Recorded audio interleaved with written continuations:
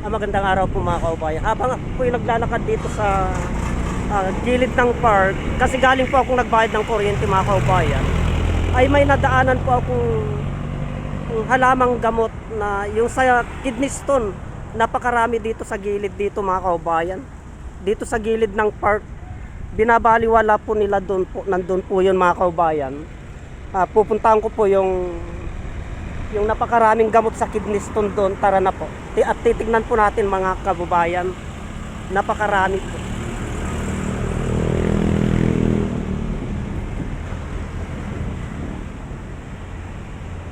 Pupuntahan ko po mga kababayan at kukuha po ako para ibibilad ko po.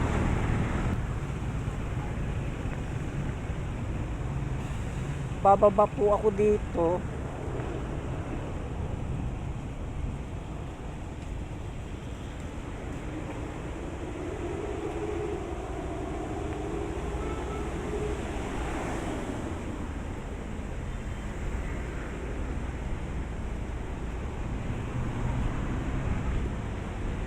Ito po mga kaubayan, ang dami oh.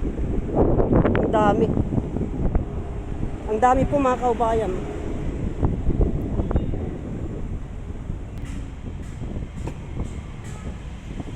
Ito mga kaubayan, napakarami po. Napakarami pong nyug-nyugan dito at sampasampalukan, napakarami po mga kaubayan, no. Meron din po dito yung kung tawagin namin ito ay dila-dila ng ahas. Napakabisa din po ito sa mga kamandag mga kaubayan ito, kaya tinatawag po namin na dila ng ahas. Ito mga kaubayan, itong nyug-nyugan ay napakarami po dito. Napakalapit po ang ospital dito. Ang dami pong nagpapa-ospital tungkol sa sakit na kidney stone.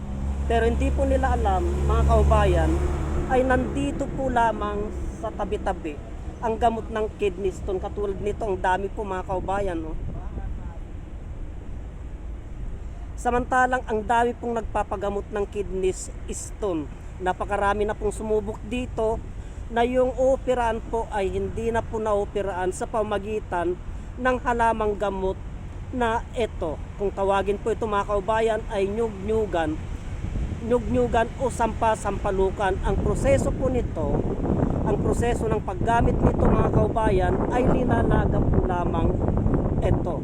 Linalaga po lamang ito at saka iniinom po. Ngayon po, kung malala na po yung inyong kidney stone, ay iinom po kayo ng 3 baso isang araw, isa sa umaga, isa sa hapon, isa sa gabi. Pagtiyagaan nyo lamang po, kung matagal na po yung kidney stone nyo, pagtiyagaan nyo lamang po ng mga ilang araw na pag-inom ng ganito mga kababayan. Huwag po nating baliwalain. Itong halamang gamot na ito, napakarami po. Ito, samantalang ang dami pong nagpapagamot ng kidney stone, hindi po nila alam ito, binabaliwala po nila itong halamang gamot na ito mga kababayan. Hanggang dito na lamang po at marami pong salamat.